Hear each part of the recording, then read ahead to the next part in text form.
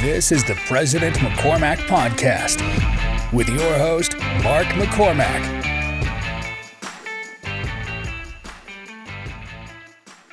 Very cool, dude. Yeah, so New Tonic definitely for me started when I met Chris Williamson and was always a huge fan of his podcast and everything. And him and James came out with this drink to enhance your focus. Yeah. You know, and being a high energy guy that I am, I do drink a lot of energy drinks. I drink pre-workout. I use the caffeine. But I noticed instantly with this, it wasn't so much about like caffeine, like the jitteries from it, yeah, but it was more about focus. It was more about just like getting things done. So for me, it's whether I'm getting straight into that editing grind, getting on a podcast or something like that. It's just been kind of that drink that I've really felt helps keep me focused. Yeah. So where can you buy this drink now? So right now it's on, well, it's going to get restocked here in a couple days in America. Right now it's sold out, but on their website and on Amazon is where they have it. Okay, cool. But and they're not manufacturing in the U.S. yet, huh? No, I don't believe so. I think they just have their one place where they ship it out of. Yeah, I think you're right. Yeah, London, England. And I think it's only been out since like November of just this last year. So it hasn't even been a full year yet. But yeah, we'll have to see. I know a lot of people that could bottle this here. A lot. There's actually a really big supplement manufacturer. There's a massive bottling line. And on, it's either San Antonio or Austin. I can't really remember. So I'll have to, when we talk to Chris about this, we'll have to ask him. Oh, yeah. See if he needs help with that. So for sure. For me, it's just the idea of like, I love Mavericks in Utah. They're my favorite gas station. Yeah. They just me better, too. Better quality. Whether it's the food, the bathrooms, or just the drink that they have there. And with this logo, man, that I think you just put that straight, right in the cabinet, and people are able to grab it. Yeah, absolutely. So what's their plan with that? Are they like an affiliate marketing kind of thing, or do you know what's their marketing plan? I have no idea on that part. Does he promote it on his show a lot? I think he has it on his show. He definitely does like their commercials and like their brands for it and everything. And his accent helps make everything sharp. That's definitely something that goes along with it. But no, it's just been such a nothing that I post about. I mean, all my stuff's action sports or content creation. Nothing do I post about more than this that people respond to. Oh, like without trying to get like engagement or something, I'll post a photo or me drinking it or something like that. Be like, oh, we've wanted to try that. We're trying to get it. So, I mean, the stoke's there. Yeah. And my thought is just how many podcast studios people are doing now, how many people are trying to just get that content. Start stocking podcast studios. Yeah. We all don't need those other brands. Well, it was funny when we were talking about this yesterday. So for the listening members of a society, Zahm and I were at the gym yesterday, and basically we were like just chopping it up about whatever. And then we were talking about this drink, and it's like, hey, let's do a podcast about it. And then I thought it'd be really funny to tell everybody that I'm self-sponsored by Nootronic, because I got that idea from my brother. Okay, it was the funniest thing. So he loves going like side-by-side racing and like all that power sport, motorsport type stuff. And he used to put Monster stickers on everything because he just liked it, right? And people would be like, oh, dude, are you sponsored by Monster? He's like, yeah, I'm self-sponsored. And it took a while, and people were like, what the hell do you mean self-sponsored? He goes, well, they don't actually give me anything for free. I just buy it, so I'm self-sponsored. Right. And I was like, yeah, dude, I was freaking jump on the podcast and tell everyone that I'm self-sponsored by Nootronic, and Chris Williamson loves me. And dude, but it's not even fake it till you make it, though. One thing that I've been noticing specifically with content and like brands and everything recently, coming out of the snowboarding world, I've been doing that for 20 years. Yeah. Dude, we used to set our sponsor tapes. We used to have our homies record us, whether the trick was good or bad, in hopes that we could go to a local shop to get a free deck. That we could go to, someone will give me a discount on snow boots. Yeah. And we were doing that back in, I mean, I wasn't one of the original guys, but early 2000, 2003, 2006 time. Yeah. And then now we're in this world of social media where everyone's working with brands, everyone's doing it. And to me, it just kind of seems like we knew which gear to wear. We knew that you couldn't cross brands when you were sometimes getting, if you're trying to market to that brand, you couldn't have the competitor's jacket on, So even back in the early 2000s, the way we dressed, the way we talked on the mountain, even now it's kind of funny. I mean, I can look at someone's helmet and tell you if they're a self-sponsored person or if they're a sponsored rider. Most of the time when they're in the sponsored rider, they have just the cleanest stickers on their helmet. Everything's really, really nice on there. The other one just has scratch marks, random stickers, good kind of thing. But it's funny when you see the sponsored by Burger King and you're like, what kind of an event am I at? Yeah. It doesn't matter. The sticker's on there. Yeah, exactly. So let me ask you this. So you got to know Chris because he came here to Utah to speak, right? Mm-hmm, he was here. At the B1 conference. Yep. For We Are the They and Jimmy's group. Yep. Tell me what he's like. Because it's kind of fun to hear that, right? Like with people. Yeah, and what's funny about him that I just really enjoyed is like he was just so present in conversations, not really trying to lead the conversation, but just trying to, he asked a lot of questions about Utah, just the general thing with there. But he seems not just such an interesting person, but he seems really interested in the people that he's about. So, I mean, my time spent with him and just really cool person. And then, the biggest thing I'll say, Chris is just music taste. I was completely shook by. Oh, really? Yeah. What's his jam? I mean, he has a lot of just UK rap. Okay. So I was not, but good music. Absolutely. He can be my road tripping DJ anytime, man. It was definitely cool to see what he enjoys with music. Yeah. That's cool. But yeah, he seems, he's one of the most clipped dudes on, social media, I would say for sure. Right. Like you see him all the time. He's one of the few guys that I really, probably him and Jordan Peterson, I pause every time I see one of their videos just to see what it's all about. Mm-hmm. Even if I disagree or not, or that one didn't hit as hard or blah, blah, blah. Because he's normally really poignant in, the information that he's given out there. Is he, how fun is he? A blast. Yeah. I feel. Is he kind of a jokester kind of guy? Or is he?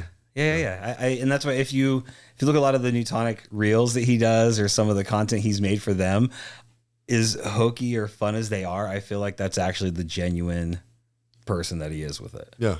Yeah, that makes sense. So he's not married though, right? Nope. Girlfriend? I don't know. Oh, he didn't bring a girl with him though? Nope. Okay, cool. Just rolling solo. Yeah. Nice.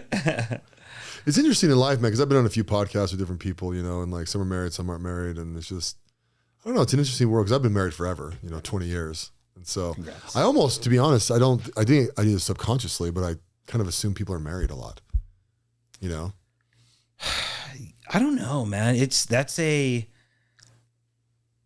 I kind of just, when it comes to stereotyping that, I kind of go with, I don't assume yes or no.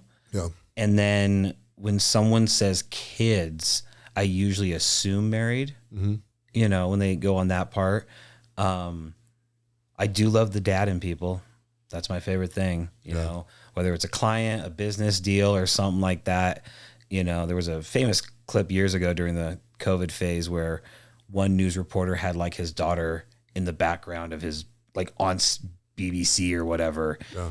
And the cute interaction that he had with his daughter during a news conference. Yes, it was daddy's working. You need to get out here.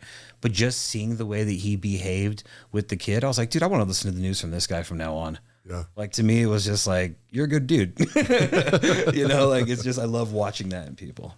It is fun to see the dad in people. It really is. Yeah. Because it's horrific to see the dad in people. Most of the time it's really good, right? Because you see. I think it's better as of, I say recently, the last couple of years. I think when we were younger, man, sometimes going to theme parks or going to like big events, you saw dads being bullyish, yelling, very, not dad, but now it's like, sometimes like when I go in public lagoon or even like fireworks shows and stuff, you see dads being cute dads. You see dads being genuine. Yeah. Yeah. I like that a lot because I'm a big, what do you call this? I'm not a gentle parenter. Right? Okay. But I think it's because the gentle parenting got pulled into the extremes, where you just let your kids kind of free range. Like Like I've heard the term free range parenting, and I'm like, oh, thank you. You created a societal nightmare. You know what I mean? Like I tell my kids no sometimes, and they'll be like, why? And I'm like, just because you need to be told no. And they're like, okay. You know, I mean, they don't love it, but at the same time, it's like, no, you need to know what Who's it's like. Who's the softer parent? Who's the softer parent? That's a loaded question. Something goes wrong in the house, breaks a vase or whatever. Who do they go to first? Well, that doesn't mean who the softer parent is. I think I'm the softer parent, but I assume they'd go to my wife first. But we homeschool though too, right? So my wife has a very interesting role in the fact that she's a lot of the discipline. She's also a lot of the caring and nurturing, and she's also their teacher. Mm-hmm. So, and then the mommy, and she wants to be a fun mom. Right. And so, and I actually think she does it very well balanced. There's very few times. I mean, she'll yell at him. She'll let him have it. Right. Mm-hmm. Like it's, I don't know. My kids, they're definitely not growing up in a hard household, but they're also not growing up in a, I get everything I want household either.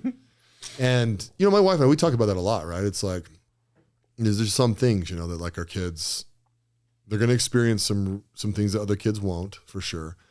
But they also, I don't know. I feel like my kids are spoiled, but I don't feel like I spoil them. It's good though. It's kind of one thing that my mom or grandma always says to me every time the kid's over there is blessed to be spoiled. Okay. Blessed to be spoiled. And on whatever level you want to think you're spoiling your kids, that's great. Yeah. But it's always better to be spoiled than unloved. Oh yeah. And that's like how my mom's always like, there's no middle area. You're either spoiled or you're unloved. So you gotta lean into that spoiled. Yeah. Well, I just think it comes with responsibility. Okay. You know, like I tell my kids a lot, I'm like, hey guys, you're going to have some money. If mommy and daddy pass away, you're going to have a lot of money and you need to know what to do with it. Right. And quite frankly, you're not going to have a lot of money if I don't trust you. And so there's a lot of responsibility we talk and a lot of trust that we talk. And I mean, and hopefully that hits, you know. I also don't want my kids to be perfect. They need to make all sorts of mistakes and get those out of the way so they're not 30, 40 making the same dumbass mistakes. When you talk about like this gentle parenting, like I have an only child, just one kid, and she's 10 and she's a sweetheart. And this is going to sound horrible, but I do love the classic teasing. School didn't go great. Maybe there was a slight bullying on the playground, because I need her to have those. Life isn't always perfect. How do you behave when things aren't? Instead of that helicopter parent, if I actually see, as long as I know my kid's okay, as long as it's not like a bad thing, if she's arguing or there's some awkwardness, I almost want that more now that we can talk about it. Yeah. When things don't go well, that we can talk about it, you know, and it's. Well, there's a big part of that too, right? Our kids need to have confidence. Yeah. Right. I think that's the problem with gentle parenting, like the extreme side of it, right? Like there's people who would consider themselves gentle parenting, and I think they're awesome parents, right? Just to throw that out there. Just because I think really it's the free range parenting where you just like, how do you feel today? Right. You know, what would you like for dinner? It's like, give them dinner. Who cares how they feel? Does anyone care how you feel? You know? Yeah. You know what I mean? But it's like, you really they need to get the confidence, right? They need to have the confidence that they can conflict resolve, right? They need to have the confidence that they can make money, that they can make choices for themselves, that it's up to them where they're going to drive their car this day, you know, like all those little things. Because if you don't, then they get to their 20s and they feel like they needed a damn authority figure for everything. And I really think that's the crutch of the downfall of our society, is that we have 20, 30, and even 40-year-olds that are, you know, my age range, right? That feel like they need an authority figure. Well, when your mom and dad are gone, they think it's the government. Right. So then they take all their damn problems to the government. Well, the government can't fix shit. Right. They're the most inefficient, self-serving garbage that we have out there. Right. So, for example, the black community, right? Like back in the 70s and 80s when crack cocaine became a massive problem inside their community. Right. They went to the government instead of handling it inside their community. They went to the government and said, hey, we want you guys to create laws and fix this. And, you know, you've been bad to us historically, so fix this for us now. And the government's like, great, let's do it. And they started locking up everybody. Right. And then you had like those marijuana cases that were like 25 years in prison, and it like decimated their community. Whole community. Right. And I blame the government 100%. Well, a little bit of culture, but like when I say culture, the culture that they feel like they need to go to the government to solve their own problems. Right. Instead of handling it at a local community level. And so when I observe that type of thing, and there's a million other examples, that one's just an easy one. I look at my kids and I'm like, no, you guys are going to be able to make a choice and know that it's your fault. It is crazy, especially with just society using memes to describe feelings has been something that it's true. It could be dark. It can be there. I remember years ago, there was the meme or whatever, where it's like, I'm an independent 30-year-old who still calls my mom to make my doctor's appointments. Mm-hmm. And I remember laughing at that the first time I saw that. And then I've seen it again in the last couple of years or whatever. And it's not, I'm not laughing at it. It's like frightening. Like, that's not even a joke anymore. The fact that people aren't even enough of an adult on their own to set their own doctor's appointments, mm-hmm. that they don't even have that ability to kind of be that grown up with it. Yeah. You know, and to me, that's just such a crazy thought of it. Oh, I was going to say, when you first started that, I've been like, drop independent off. Your mom sets a freaking, I'm kind of at the point too sometimes where I'm like, if your wife is doing that crap for you, right? Like, right. There's a difference between, honey, I need a doctor's appointment. Can you call tonight or tomorrow and get it? Because I'm busy in the moment. That's great. Yeah. But if you're the kind of guy who you don't even know your doctor's name, you don't know what it is, and it's just your wife has to do that. Right. You know, it's just like, wow, dude, that's not. And I mean, if you're able to afford an assistant that does all that and your family doesn't have to do it, flex. Okay. Yeah. I get that kind of idea too. But you should have the ability to call your own doctor, to know where you need to go, you know, kind of do those type of things. It's crazy. I've met, you know, a lot of big celebrity clients and stuff like that. And I do think that there's a gap between the top 10% when it becomes to these stars or powerful people. Yes, they can afford the assistance, but again, they can call their own doctor. Mm-hmm. Then you get that unique of eccentricism where people think that they're just these gaudy people and they can't even like if you told them to go through a drive-through and order food, they wouldn't know how to interact and do those type of things. And it's like, oh, okay, a little separated from life. I get it. Isn't that crazy, dude? Just the detachment from reality. Airports, even when we saw you guys, we had lunch, or was it lunch, breakfast, whatever that was, early morning. Yeah, whatever it was. Whatever it was, chicken and waffles at Ludacris's place at LAX. Yeah. The people watching at airports to me is one of the greatest in the world, you know, much like New York, because like the social class is kind of the same. Mm-hmm. You know, we're all using the same bathroom. We're all going to the same places. So it's like, unless you're on the private jet down the street, the other airport, like we're all kind of on the same level here. And you just see different people of anxiety, different people of like their pace, you know? So to me, I can definitely people watch forever at the airport. Oh, I'm with you there, man. It's, I'm gonna throw this out here. It might be a little unpopular. It is blowing my mind that people are still wearing masks. Blowing my mind. Yeah, it was. I love downtown Salt Lake. That's where I love to go. Do you go downtown very often or no? Yeah, a lot. Dude, it's still bad. Yeah. Yeah. I was at the library. I was at the library to go just do some content and be alone, and a good amount of people throughout the library still, you know, and and I'm like, the logical side of me, right, is like, okay, maybe they're sick or maybe they're blah, blah, blah, you know, and then I'm like, no, hold on. They got one of those damn fabric masks on that they haven't washed in 3 months. You know what I mean? They're just smelling their own damn breath every day. And I'm like, so I was on a plane with a lady, right? She sat next to me and, you know, she sits down, she pulls her mask off, she fixes something, she puts her mask back on, blah, blah, blah. They feed us food, right? Blah, blah, blah. It's just like she's taking a drink, on, off, on, off, on, off, on, off. So after like 2 hours, I finally go, hey, can I ask you a question without you getting offended? She's like, sure. You know, I go, here goes. I go, why the hell are you still wearing a mask? And she's like, well, it's just kind of a habit for me. I go, I know, but it's not actually good for you to breathe your own breath. You know, and like that, the mask you have on is dirty. Like, unless you literally just get a new one every time you touch it. And she's like, yeah, I've kind of considered that, you know, but like, it just makes me feel comfortable and blah, blah, blah. And I was like, okay, cool. You know, I mean, I backed right off of it, right? Right. I'm like, where were you flying to and from? I was flying home and Texas probably, or somewhere. It was a Midwest back because it was about a 3.5 hour flight, so it probably would have been Texas or maybe Ohio or something. But we were up in first class, so I felt like I could talk to her. Right. A little. You know what I mean? There's a difference in that. Yeah, some people that go get real grumpy about stuff, you know. And up there, it's just kind of like everything's great, you know. Like if I'm upset, I'll get you a free champagne or something. Right. Yeah, But she was very nice, right? And I wasn't as confrontational as that sounded, but like, I'm seriously wondering, right? Like, and then I still see people with the freaking mask and then the clear visor and they're wearing gloves. And I'm like, what are you doing? How many like, masks did you see on the cruise? Ooh, on the cruise? Not that many. I mean, you're probably down to like a handful a day. See, that's what I told my wife. I was surprised because we were in California the whole like 2 days before. And in California, there was still a lot more masks in Utah. Yeah. So it definitely caught my attention when I was seeing it a lot more. And then before we got on the cruise, I was like, you know what's going to happen? I told her, I'm like, wow. I thought there was a chance we were going to be the odd people out and not have masks on. Oh, yeah. Like I was kind of, we're leaving from a California port. We'll see. We got on the boat and I looked at her and I'm like, oh, okay, no. Yeah. No, there's practically no masks on here. But the amount that we saw on there gives me that feeling of maybe they are sick. Yeah. And that's the amount that I think masks are okay.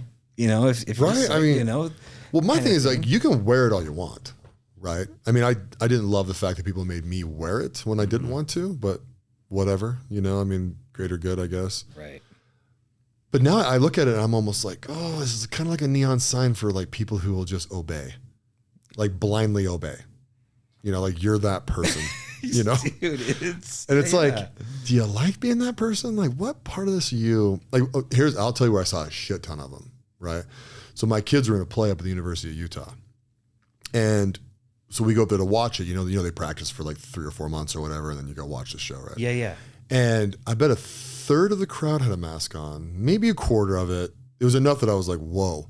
At like Huntsman Center, or was it at the? Yeah, it was at the Eccles. No, it wasn't at the Eccles. It was University of Utah somewhere. Yeah. Kingsbury Hall. Hall. Is that up there? Yeah. Yeah. And dude, it was so wild because 2 out of the 3 administrators were wearing masks, and they were college kids. And I got a little annoyed because the guy's up there talking, right? And it's just, and I'm like, bro, also you're freaking 15 feet away from anybody. Like, I don't know, pop the thing down and talking to Mike for a second if you're giving instruction. Right, to be clear. Yeah, and I'm looking at him, I'm like, bro, you got to be 21, 22 years old. So you tell me you've had this damn mask on since you were 16. Right. 5 more years is going to be half your life you've been wearing this mask. You know what I mean? Like, what are you doing? But, I mean, I don't know. I think it's pretty obvious that COVID wasn't the thing we thought it was by any stretch of the imagination. I even told my wife last night, we were watching Independence Day. Yeah. Right? 4th of July, I decided to watch that. And in that movie, I talked about how the aliens came and the Earth united against the alien. Mm-hmm. And I told her, I thought from the very beginning of COVID, oh my God, this is that moment in history, the silver lining. We're all going to come together as a human race and be better people because of this horrible thing. And we're all going to stay home for a little bit and be better humans because of this. Yeah. Oh, man, I was not even close to right on that part, and it sucked. I was just like, please. I was just like, I was just so hopeful that like at any moment we were all just going to be like, this sucks, but we're still here together. Yeah. And it was just immediate finger pointing from the beginning, just like, oh, not. Now it got wild. It became a banner of liberalism, I guess, right? Not even, it's like, I say liberalism. It became a banner of the left. Yeah. Because I'm actually wildly liberal. I am the guy that's like, if you get the hell out of the economy, right? Like leave it alone, right? So basically the government is to basically keep the economy afloat and secure our borders and then police a little bit. Outside of that, get out of my life. I don't believe in marriage certificates. I don't believe in business licenses. I don't believe in any of that bullshit.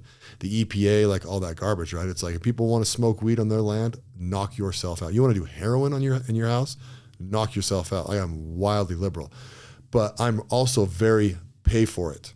Right. Right. I don't need to pay for your life. Right. The student loan thing, F you.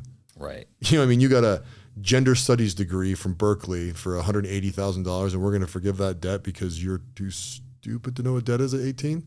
Right, because you signed it. Yeah, you know what I mean? Like that drives me crazy, right?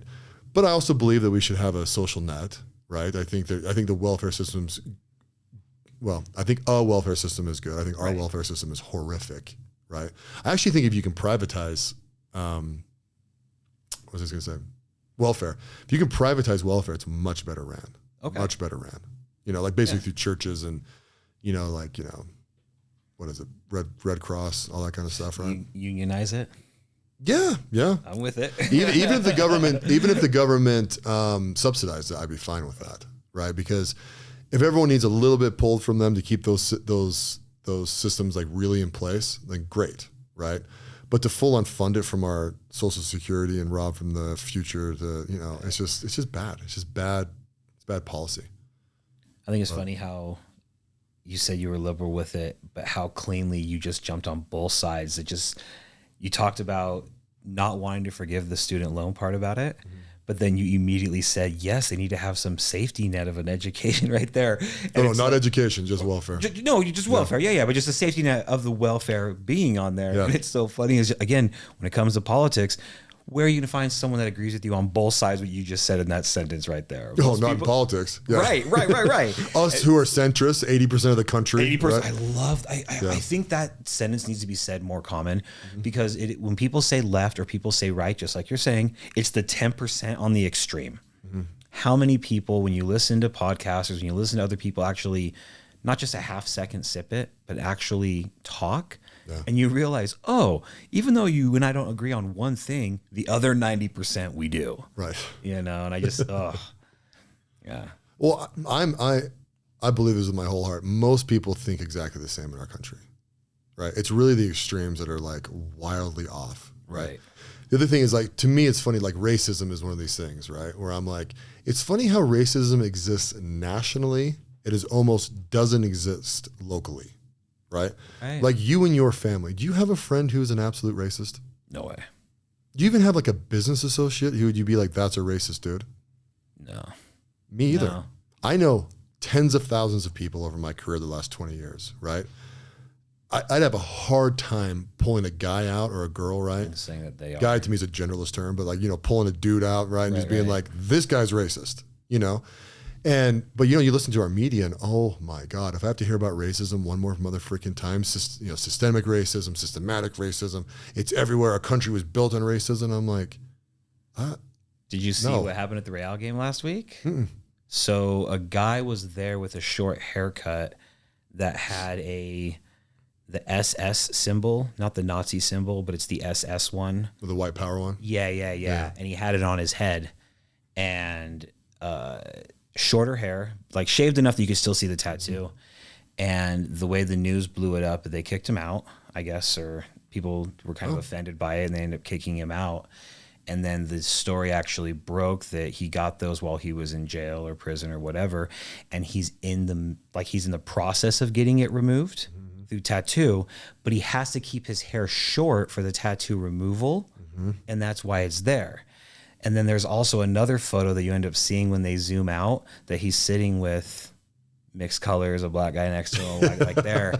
And it was so crazy on how quickly, I mean, even when I saw the photo, I was just like, damn, that is a bold racist person to go to a public game and try to do that. And then you find out that if you would have even asked him for a few seconds to find out that it's a tattoo I shouldn't have got when I was in jail, trying to get it removed right now, it's not who I am. Right. And it's just like, crazy. Again, it's such they want you to jump on it politically, have that opinion, get that reaction. And if you would have just given it a few more seconds, be like, damn, dude, that was a horrible life choice. Yeah. Cool that you're changing it, you know? Yeah. Well, and that's actually very indicative of our society, right? Like right now, people love to protest. Right. Like when I was getting my tattoo done, I'm literally at UCLA's campus. Right. So they're protesting Palestine. They're protesting Jews. And UCLA is one of the worst ones right now. Right. Oh, for sure. Yeah. For sure, dude. Just zombies everywhere, getting stupid degrees. It's just, I can go on and on and on and on. But I look at this and I'm like, you people think that you're walking with Martin Luther King and you want to be on the right side of history, basically. So when you're older, you can say, I walked in this protest and I stood in this place. It is like the biggest fake flex I've ever heard in my life. But because the reason why is, right, like you look at, you know, Israel and Palestine, you got to be a moron to not know that the Palestinians are ran by Hamas and Hamas is basically funded by Saudi Arabia and freaking Iraq, right? Or Iran. And it's like, or some version of that. And it's like, you guys are protesting Jews. Like, do you understand what you're doing? You call everyone on this planet a Nazi. You call Trump a Nazi. You call everyone a Nazi that you don't like. And then you go and protest against the Jews. Which is the most Nazi thing you can do. Right. So it's like, you're Hitler. You're literally Hitler. You just haven't killed anyone yet directly. Right. You know what I mean? And I look at these poor college kids and I'm like, I don't know where the disconnect is. It's also not my responsibility, even though you are affecting my life a little bit at the moment, right? But it's like, how can you not see this as hate? Like, why can't you just stand up and say, like, I wish this war was over? But this war has been rolling for hundreds of years. You know, that's another thing too. It's like, where were you? Where were you 10 years ago? You know, grumpy about why are you grumpy about this now? Yeah, it's just it's because our media stirs everything up, right? And what it really is, no matter what anyone wants to say, there's some bullshit going on in the government, and it's just a massive distraction for everybody to like dive into. That's probably one of the biggest things in the last 10 years for me is anytime something big in the news happens. I mean, we're talking anything from a Taylor Swift moment to a political moment to a sports moment, or what was the big one I hated for the longest time? The royal wedding. Oh God. Not our country. No, again, weddings are beautiful. I'm not trying to knock that part right there. But to me, it was the fact of like every news station covered this for a day and a half before the whole live thing and then a day and a half after. Now, again, I'm not trying to think that watching news is where you should get all your information. Definitely look for yourself. But if that's what they were covering for almost 48 hours straight, what else was kind of going on? Oh, yeah. Like, that's always what my thing is, Drake. If I can't go to the news and see multiple ideas and multiple stories and things like that, it's always like, okay, what's up? Well, and the perfect example, right, is Epstein. Mm-hmm. Right? That dude is evil. As evil as it gets, right? They're basically taking underage girls, sex trafficking them, doing all sorts of horrific shit to them and murdering them all. Right. Right? We know this. We have the flight logs going down there. We have so much evidence to just pull people into front of grand juries at the very least. Yeah, at the very least. Hey, Bill, you went here 34 times. What did you do down there? Something. What did you experience? What was going on? Tell us what was going on down there, right? Not one, right? But then you got Edward Snowden, right? Who releases a little bit of information, and this dude's on the run for freaking 10 years. And it's like, dude, they can't shut up about him, right? Or what's the other guy that just the one that just barely went back home to Australia? Oh, Julian Assange. Yeah, and what I think, dude, congrats to his lawyers for making him go to jail early, so that when he ends up getting punished with it, he's already served his time on that. Yeah, true. That's what I didn't find that out until just recently, when it's like, oh yeah. Well, even though he's just getting punished with it, he's already served his jail time. Yeah. He's good to go. Yeah. I'm just like, all right. He does need to get nervous. He's going to get Clinton, though. Oh, for sure. For sure. You know. But I mean, here's my thing. Like, it's like the whole voter fraud thing, right? Some people get their penny. There's no way there's voter fraud. Yes, there is. There's voter fraud every single freaking time. It's just how much. Right. Or how they do it. To come out and say that there's no voter fraud, you're an idiot. 0%. Because if my grandma dies... 0%. Yeah. 0%. There's never been a case. It's 100% false. It's 100% false. There's so many people that are like, hey, my grandma died. Here's the melon thing. Tunk, tunk, poof. No one knows the difference. Right. And our government, I don't know how they can't do this, but I don't know why they're not checking against a social security number. There's some kind of digital way to make sure that like your vote counts for just you. Right. Right. Or, like you have a death certificate. If you've died this year, we're not going to take your ballot. Dude, but at the same time, and I've been in the industry of summer sales on the tech side and ran tech staff and things like that. I've had to fire sales reps because the wife would file the account under the dead husband, or the wife would file the money amount under the husband's credit who had passed away. Yeah. So even though I've seen sales reps do that for money purposes like that, of course, I saw the one clip that they said they have to stick with Joe Biden because they've already filled out all the mail-in ballots with his name on it. It's so true.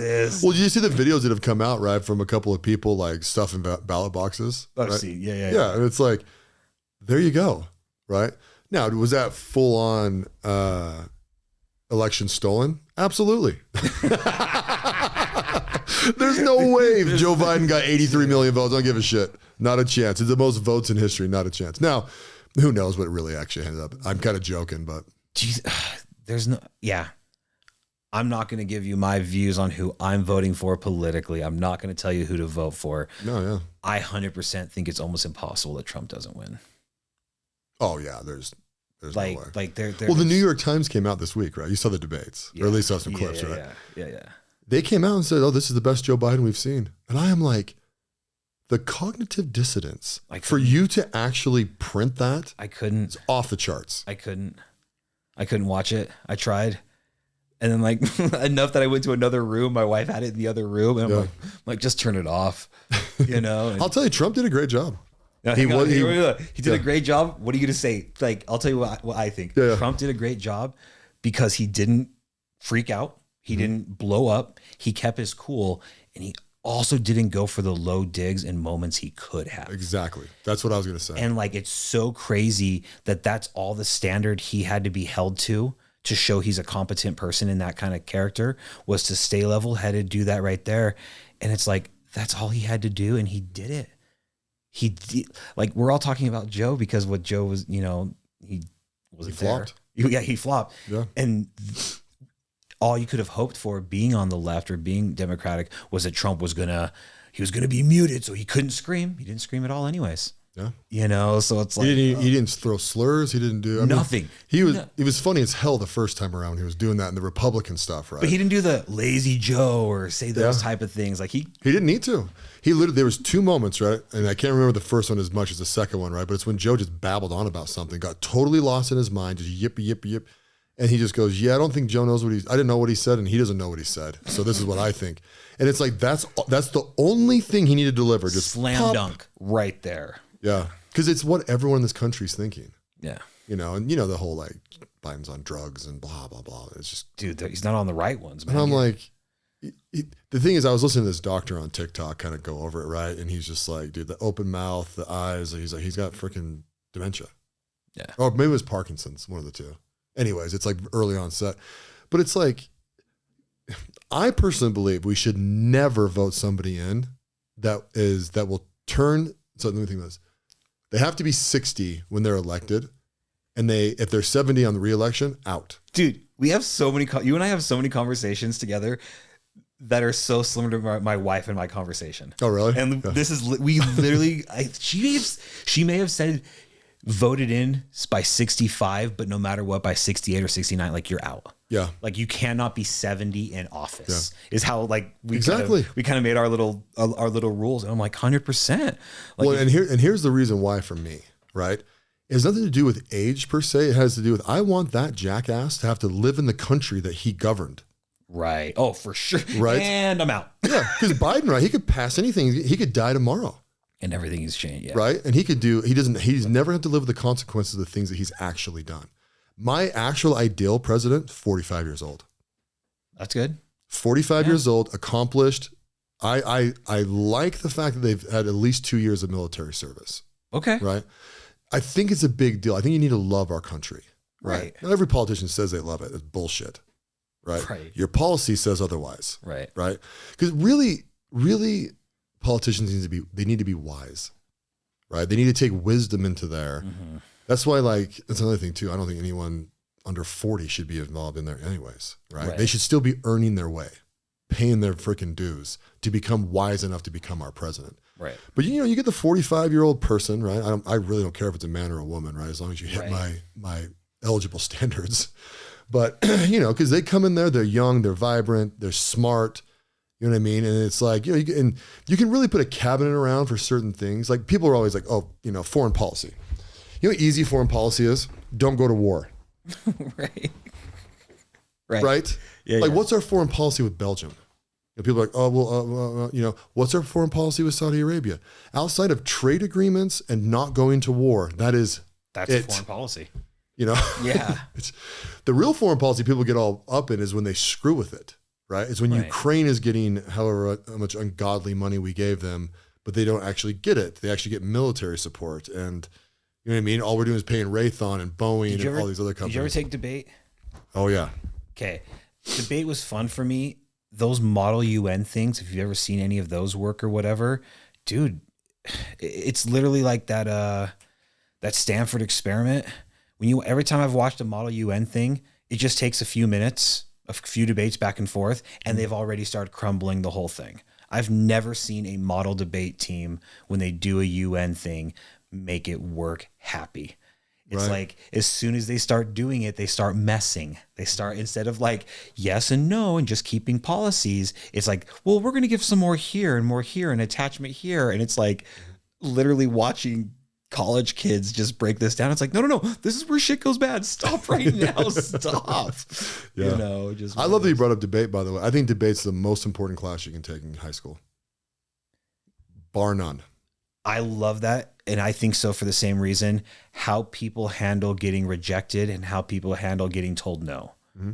When you get told yes and you're winning all the time, you can have a certain attitude.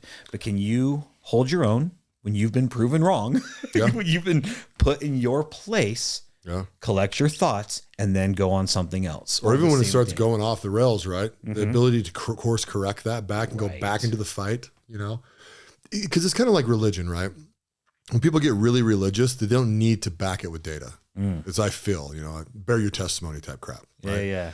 And you can't do that in debate. You have to bring evidence every single time. You get destroyed. Well, I feel this way. You know, it's my lived experience. Saying that, you're done. Over. Yeah.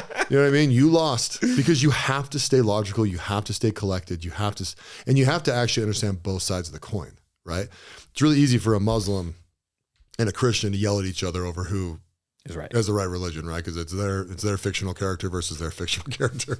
It's basically arguing who's better. You know, that's a fact. Yeah, the Easter Bunny versus Santa Claus, right? Like, which one are we following this year? But like in debate, right? You have to actually understand the other side to get them. Because if you don't understand them, they're gonna rail you every single time. Yeah. And that skill, to me, it's a salesman skill, right? It's a managerial skill. It's a parenting skill. You need to understand the other person so that you can influence them or manipulate them, whatever you want to call it, right? Or negotiate with them, you know, all three of those in variance inside. That was the word of the week with my daughter, actually. What's that? Negotiation. Oh, cool. Yeah. I was starting to, because telling her no and like making deals. And if you clean your room, you'll get this. And here's our goal for Saturday. And I said something no pretty quickly to her, and she just accepted it. And I thought she was going to start to negotiate. So I talked to her about it. And I'm like, no. You have your wants, right? You really want to go to Lagoon? You right here. So what are you going to say to Dad? What does Dad want to see for it? It was just like teaching a 10-year-old negotiating. And I was like, all right, cool. Yeah. It's like, you understand that kind of thing. Sometimes no is no. And sometimes no is show me. Yeah. You know? Exactly. Let's do this. And learn the difference. And no when one is one and one is the other. Yeah, because when you hit a no and you're trying to negotiate through it, it's just not gonna go well. I definitely did not learn that early on in my business life. Yeah. Where when I was told no, or when opportunities weren't there, and then went to negotiate with it. Yeah. And I've wasted time, you know, when something was a no and I didn't go to it. And then other times I've seen a no and I thought it was a cold no, and then come to find out later, like, oh, we were kind of waiting on you to try a little harder, do a little more. I'm like, oh, okay. Yeah. You know, so I did not learn that very early on with my businesses. Cool. But. Well, everyone eventually gets there, I think. Yeah. No, that's not true. Most people eventually get there. By failing. Yeah, exactly. No, failing is one of the best things ever. It's absolutely one of the best things ever. Yeah. So it's said a lot, but that is something that's actually taken me a while to love and enjoy. Mm-hmm. Is like the no emotion once something has failed, to look at it on a perspective of like, what's learned, what do we take from this, how do we keep going to the next thing. Mm-hmm. And I think that's helped out in the last couple of months when I've had business deals just go to complete crap. And it's like right after it, it's like, cool, the email's over. It's like, cool, sending an email to the next one, mm-hmm. working on the next client, getting to the next goal. Oh, exactly. And it's like the emotion you can put into failure is only slowing you down. Yeah. I'll tell you, I learned this really well and then perfected it over time through football, American football. Because there's always the next down, next play mentality, right? Next man up, blah, blah, blah, blah, blah. And it's like, it does not matter what you did yesterday, right? Your past is not an indicator for your future. Okay. If you're in control. Mm-hmm. There's so many people like, if you're a person that's out of control and you blame everybody else and, I did this because of that person, I did this because of that person. Oh, your past is is the absolute what's going to happen to you in your future, right? But if you're a person that's in control, that can change, that can pivot, that can move, that's in control, and they don't blame other people, doesn't matter what you did yesterday, doesn't matter what you did this morning, because you actually have the ability to choose out of it, right? I'm going to choose this way, I'm going to go this way, and you gain confidence through that, and you gain trust from other people, right? And the more you do the good things, you get better and better and better and better, and that's just, it's really the way the world works. Right. And so, because it's like, like when you go to like plant medicine journeys, right? Like a lot of people get real deep in their shit, right? I did this and I'm guilty, I'm shame. And it's like, whenever I shaman them or facilitate them, I try and push them past that. It's like, dude, just let that go for a minute. What's the future hold? Right? What's stopping you from doing this now? What's really stopping you? Your comfort level by hanging on to your shame and guilt. That's what's stopping you. Yeah. Specifically on that part. I mean, I feel when I do journeys, when I do breathwork, when I do things like that, I try to get to that part as soon as possible. If it happens, I don't ever try to force it. But as soon as that part happens, it is to go through it as not quickly, I don't try to force it, but to get through it, because I know that's there. And I've seen and facilitated enough events, the same thing, that like, if you're going to be here for a couple hours, wasting your time on the past instead of seeing where it's going to take you and where you're going to grow from it, and where you're going to be in those type of things. I'm not saying I haven't bawled like a child and in a room with a bunch of people, but I'm just saying that, like, then you go through it, then you get out of it. I think some of my times when I drive home or go to sleep that night after those type of things, it's the acceptance of like, I've learned something's moved on. Yeah. No, I'm with you, because learning in those, it's a good place to learn, right? Because your ego is gone. So you can really, I don't know, you also bounce ideas off of other people as well, right? And it's just, love it. I don't know, it's a good place to be. Safety. It's too bad many people don't experience it. I just saw photos of Aaron Rodgers. Oh, did you? At his ayahuasca thing? Or yeah. I guess he went down for another one and missed like the first week of training camp. Oh, that's where he was? Yeah. 100%. Dude, that's so funny. It's also like, if you're the football coaches, you're like, God damn it, Aaron, you could have done this a week before. Right, dude. You know what I mean? For like, sure. You couldn't have scheduled this. You've been hurt all last year. You little diva. Like, get your ass in here. By the way, love Aaron Rodgers, great quarterback, but, I'm sure he can take a teasing. I hope. Like, I'm not the biggest Aaron Rodgers fan. I have other guys I like. I'm an Eagles fan. There you go. But for his sake, I'd love for him to come back and get another MVP, come back, get a ring. Just finish it off right. I mean, with the Jets, that'd be massive. Also highly unlikely. He does one amazing season like that, gets him a ring, they'll have a statue of him. Oh, 100%. For sure. The Jets? For sure. It's not, but it is, right? Like him even going deep in the playoffs is a big feather in his hat with that team, right? Yeah. But it's not, though, at the same time, because it's like, those guys don't think that way. It's championship or bust, right? 100%. Think those guys give a shit if they get a conference championship? No one does. Like, hell no. That's one thing that's funny about when it comes to sports in big city markets and small markets. All these people, the stars leave our town because we're such a small market. It's like, these small market, you guys celebrate everything. You celebrate every playoff win, every little next level, and everything like that. The way the Knicks just did last year, if that was a Utah team, there would have been a parade for that Knicks team. New York did love them, but as soon as they lost, God damn it, it is win or nothing. It's like it sucks to see that, Al Horford got his ring with the Celtics after like 18 years. Something like that. Good for him. Yeah. Good for it. He didn't need that. For me, every time I've ever seen him on the court, every time you've ever seen him in history, he was just such a solid player, such a hardworking player, good veteran on the court and everything. But for a player, man, 18 years to finally get that ring, he's good. Yeah, no, absolutely. Absolutely. Well, my friend, we got to wrap this bad boy up. We're at 11 o'clock. You believe that? So final thing, our drink of the day. Drink of the day. We're going to make this work. I'm also going to figure out what the heck Panex ginseng is. Fuel your podcast, fuel your mind. Boom, I like that. Give me one of those. Fuel your podcast, fuel your mind. Thanks for listening to the President McCormack Podcast, brought to you by McCormack Foundation, Saxton Fund, ADP Lemco, and Professional Floor Systems. Make sure you subscribe to the podcast and keep up with Mark on Instagram @President McCormack.